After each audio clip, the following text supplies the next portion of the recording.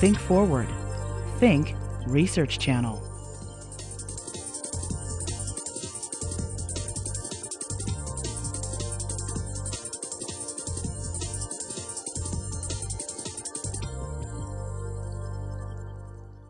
Our group really tries to focus our research on the most critical point in what we call the research chain.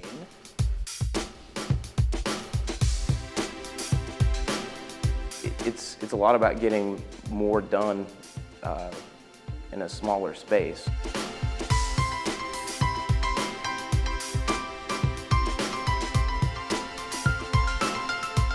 So one interesting thing about nanotechnology is its ability to actually impact itself.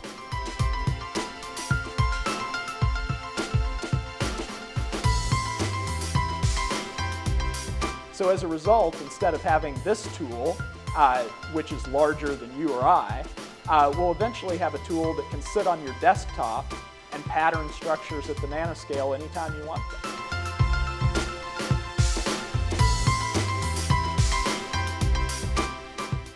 In general, nanotechnology is the study of things at a length scale of approximately 100 billionths of a meter or less. And that's tough to wrap your head around. And so a great way to look at it is to think about if you pulled one of your hairs out and looked at it across its cross-section, that hair would be about 50 millionths of a meter across. So we're working on a scale that's at least 1,000 times smaller than that. The people working in our laboratory are especially interested in nanotechnology because of the way everything changes when we go to very small scales. Whenever you shrink something down that much, it ceases to behave the way we would normally expect it to behave. All of a sudden, its color changes, the way it conducts electricity changes, its mechanical properties change. It's really remarkable how size scale influences the properties of something. For example, you or I look at gold, we see a gold ring, and it looks yellow to us. On the other hand, if we looked at a gold nanoparticle, it would look red. And in fact, this is the process in a lot of stained glass that gives it its red color. These are very small gold particles that strongly scatter red light. And so our lab, in trying to exploit nanotechnology, is always looking for ways to take those new and unique properties of materials at that size scale and be able to do new things with them. It's really easy to lose your sight on how small the things that you're actually manipulating. And the idea that you could actually work with things that are a billionth time smaller than a meter is just really interesting to me. The fact that you can actually make something useful out of such small scales. So one interesting thing about nanotechnology is its ability to actually impact itself. And one example of this is the ability to scale down processes that used to take a great deal of space into a much smaller area. Consider, for example, our e-beam lithography tool. This system takes up a small room in the basement of our laboratory, but our partners at NovelX have figured out a process whereby they can scale down this tool to where it can fit in the palm of your hand. In fact, the active part of the system is only tens of microns across and is fabricated hundreds at a time in a very economical and high-speed process. So as a result, instead of having this tool, which is larger than you or I, we'll eventually have a tool that can sit on your desktop and pattern structures at the nanoscale anytime you want them. It's a lot about getting more done in a smaller space. So this is the issue why we are going to nanoscales to make all devices in nano or micro scales, especially we are doing the nanoscales. So this is the major contributions in the nanotech area, which is evolving, which is growing, is booming.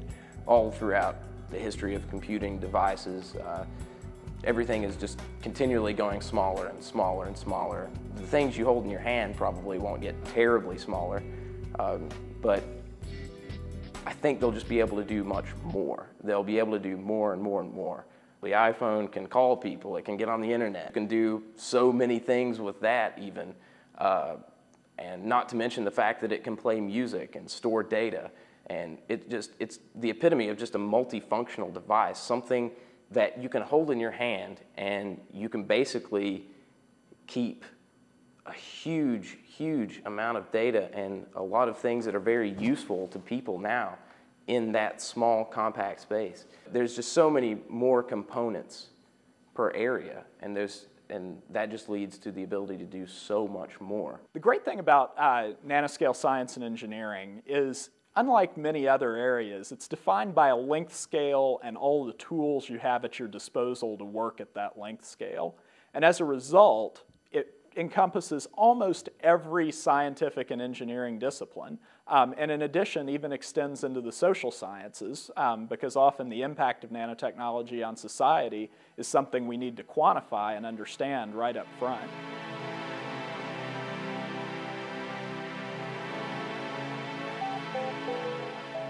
If you look at the Center for Nanoscale Science and Engineering at the University of Kentucky, you have participants from chemical, mechanical, materials, electrical engineering. You have participants from chemistry, biology, from anatomy and neurobiology in the medical center, across the board from campus. It's a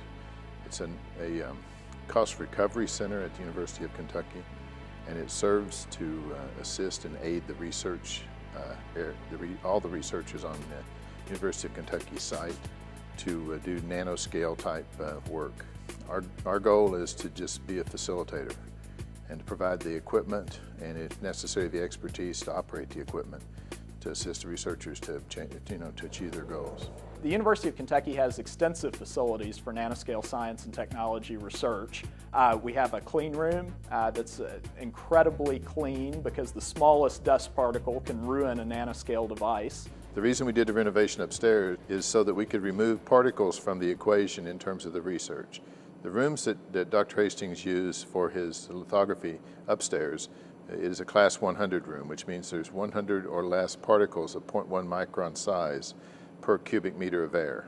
And we have facilities for all the major processes that you'd want to do in order to make nanoscale devices. And this includes depositing materials one layer of atoms at a time, removing those materials, writing lines, in particular with e-beam lithography, that are only a few nanometers across. The e-beam room, which is where they do their lithography, is located in the basement. And it's not a classroom, but the e-beam itself is a vacuum system, so there's no chance of particle contaminations. Really just incredible facilities here for doing this sort of work.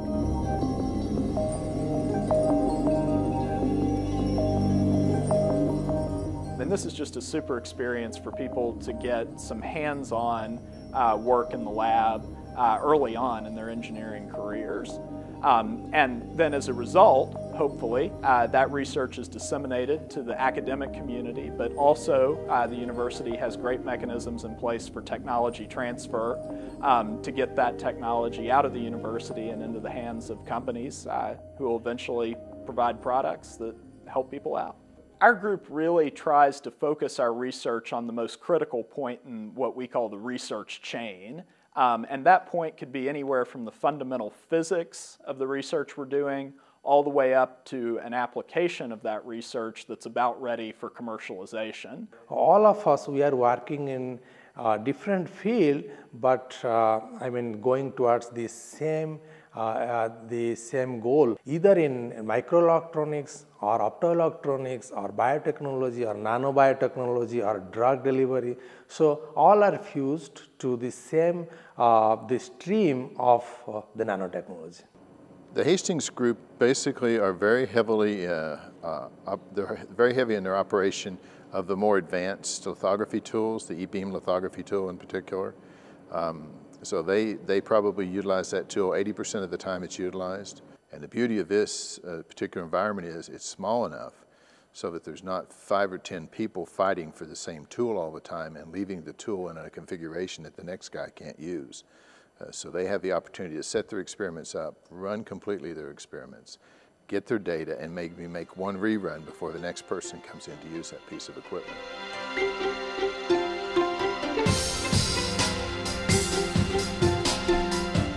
In particular, the research that our group is focused on is often viewed as nanomanufacturing.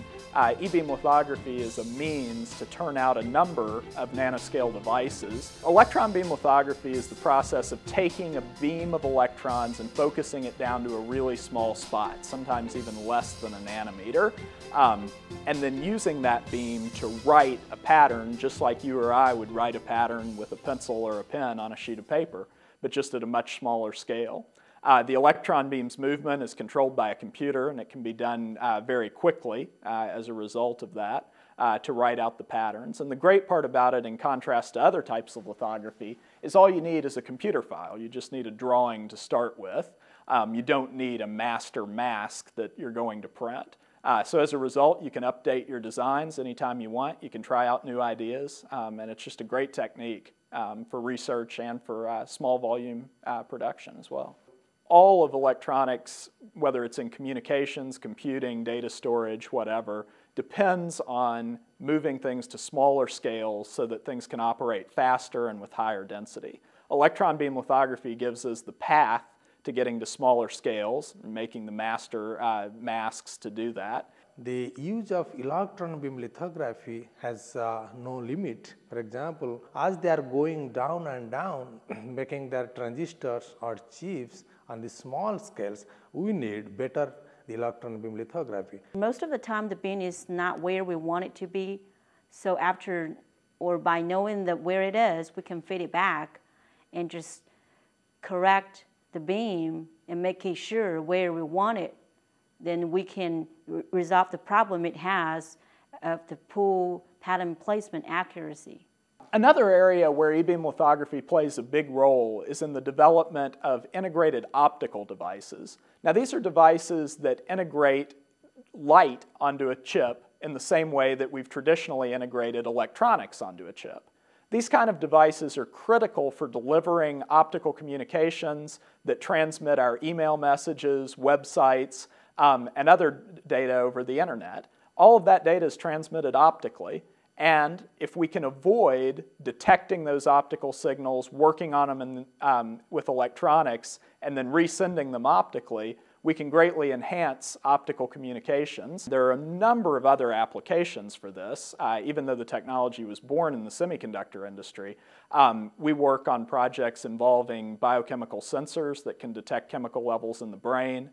It's also a core technology, surface plasmon resonance sensing, for drug discovery. And here you need this technology to screen a broad array of chemicals, of different molecules, against receptors or DNA in order to find good candidate drugs before you go through the full drug discovery process. Surface plasmon resonance is a really interesting phenomenon by which light propagates or clings to the surface of a metal. And usually we're interested in metals like gold or silver. Their properties are particularly good for this. Our work on surface plasmon resonance sensing exploits the fact that small gold and silver structures can confine light to scales much smaller than it normally would be. Normally, light can't be shrunken down more than its wavelength, and that wavelength is usually about 500 nanometers or so. But with the right nanostructure, you can squeeze light into dimensions of maybe 10 nanometers. And just to give you a mental image of what could happen, if we saw surface plasmons in day-to-day light, you might look in the mirror one morning, and instead of seeing your reflection come back to you normally, you would see it slide along the surface of that mirror and greatly distort the image. So it's a very non-intuitive process, but a very important one because it allows us to confine light to very small dimensions and to manipulate it almost any way we want to. So far, most research on the SPR sensor and the widely used SPR sensors are just single mode sensors, but our group, we are working on the dual mode SPR sensor. And if you only have the one mode SPR, you only can detect maybe just the index change on the surface of the sensor. But because we have the excited two modes of SPR, and these two modes penetrate the different depths into the matter and the different depths in the dielectron materials. So we can use these two modes to differentiate the index change on the surface and the thickness change on the binding layer. Well, there's tons of real-world applications for SPR sensors. Medically, you can use them to detect all kinds of bacteria, viruses. Basically, the sensor works by binding on the gold surface. So if you line the gold surface with something that will attract a certain, let's say, antibody, that antibody will bind onto the gold, change the surface properties, and thus we can detect it with the SPR sensor.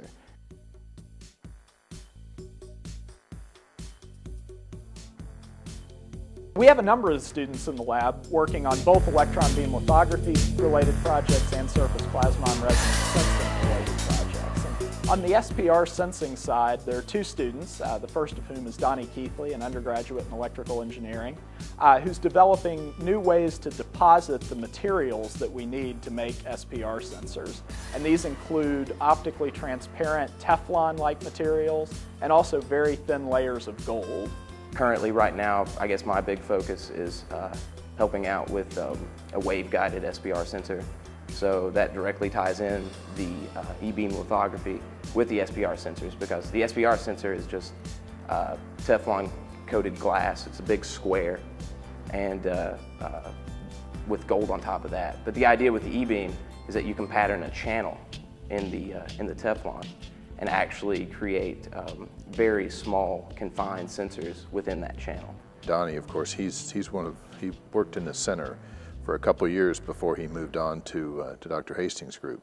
And he actually is one of those rare individuals that has both intellectual knowledge and also is very mechanically adept at translating that knowledge into modification to a tool, and is a quick learner with respect to the types of things that he does. At first, it was really, being an undergraduate was really intimidating. A lot of my first projects were basically just find little things that maybe I could do or think about and just do those. I was just completely in the dark. And over time, though, you learn to just gradually pay attention to what all the graduate students are doing, what they're talking about, and you start to learn how the devices work. Another student, Jing Guo, is also working on surface plasmon resonance sensing. Her work is really focused on finding ways to design these sensors by understanding the electromagnetics of light propagation in them in order to focus on detecting what we're interested in while ignoring things that we're not. She's also done an incredible amount of work on actually building and testing the sensors, and has recently published a couple of papers on those projects. My research focuses on the surface plasmon resonance sensors, and the basic point of this sensor is we use the surface plasmon resonance wavelengths to detect the surface change, index change, or the surface binding thickness change. I'm always interested in the optics, and I was a student in the physics when I was an undergraduate student, and I got the bachelor degree in the physics. On the electron beam lithography side, our lead student is Yugu Yang, and she's developing new ways to enhance the precision and accuracy of e-beam lithography. This is a big issue in e-beam lithography because although we can make structures very small, we can't always make them with the accuracy and precision that we need. And Yugu's work is trying to push that accuracy and precision down to the nanometer level in order to make things like integrated circuits or biochemical sensors with the utmost precision and accuracy.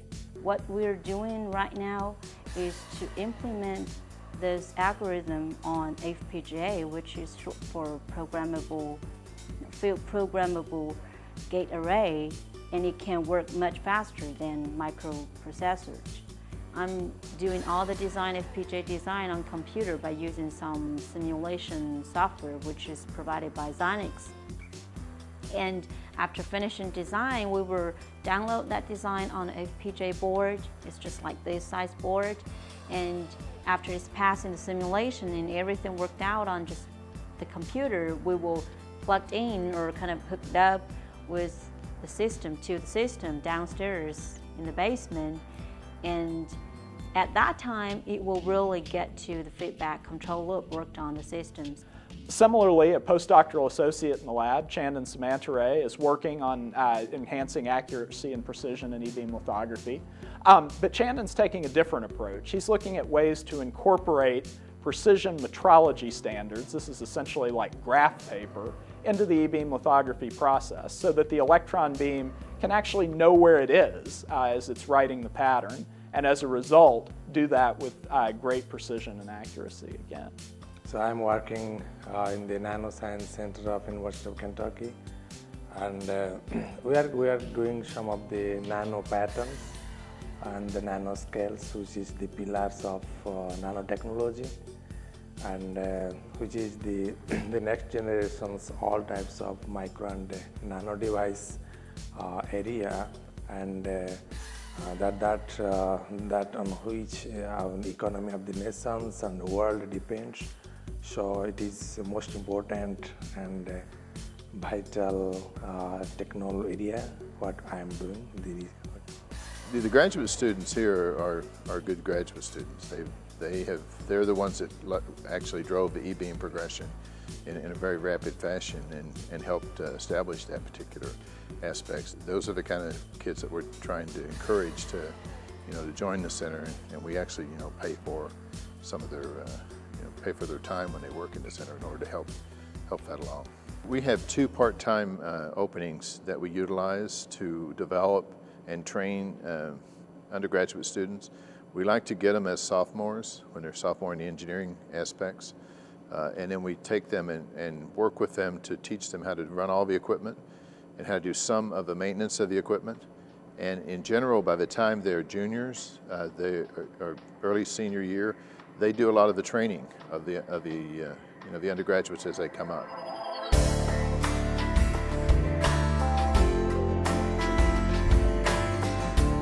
A lot of times we do have to make efforts to translate that research to the general public and to companies who might benefit from it. We try to provide the company with fundamental basic research and rely on the company's expertise in turning that research into a product and productizing that whatever that piece of knowledge is for widespread use, and I think that's exactly what Todd and his group do as well. Some examples of translating it to the general public include our efforts. We recently had an article published as part of a PBS series on innovation, and there was an accompanying article on nanotechnology to try to walk people through what nanotechnology really is and what its promises are. Likewise, we have lots of students from Kentucky visit the lab, participate in hands-on things to get a feel for nanotechnology. How do you make and see things at this incredibly small scale? We offer tours at any time for groups of folks that want to come through the center. And that doesn't necessarily have to be from 8 to 5 Monday through Friday. Middle school groups and high school groups during the spring usually come through the center, and we like to have some kind of demonstration that catches their attention and sort of gets them excited about the program. Well, we have Engineering Day, which is an annual event for the College of Engineering. So the center is open basically during that period of time to allow people to visit and to also hand out brochures and stuff, so that then we can make arrangements for further interaction with them. It's an opportunity for the community to come in and really see what engineers do, what engineering students are learning, and what's going on at the university. The next level of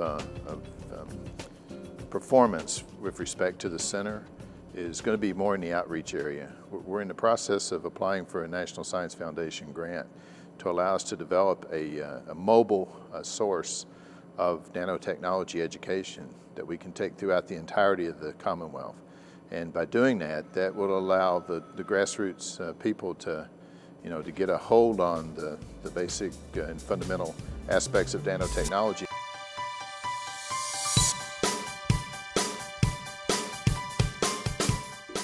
In the long run, we firmly believe that on the nanomanufacturing side, and specifically with regard to electron beam-based processing, that there's going to be a dramatic need for precision and accuracy in addition to being able to make small structures. Manufacturing has never been able to move forward without controllability and repeatability in those processes. And so we'd like to provide the foundation for whatever process people finally decide to use in manufacturing. I guess basically take the techniques we're learning right now and just keep applying them to new and further ideas. On the sensing side, we really hope to move this technology out of the lab and into commercial applications across the spectrum, whether it's food safety or environmental monitoring or medical diagnosis. We want to take this technology and move it forward further into the real world. To say how it's useful in the real world, well, you can think of anything inside of any liquid that could be specifically binded to the gold, whether it's a certain disease, and let's say you used blood to run it across the surface of the sensor, and you knew it was caused by a certain bacteria, or you were looking for a certain antibody, and you would coat the gold with something that it would bind to so that you can detect that that's there, so you can detect all kinds of things. I really want to make something useful to the others, so that's my basic point. We'd like to have the foundational technology in place to make that as precise and accurate as possible. And we hope that that will enable the manufacturing of nanoscale devices that are effective and that work all the time and are useful to people.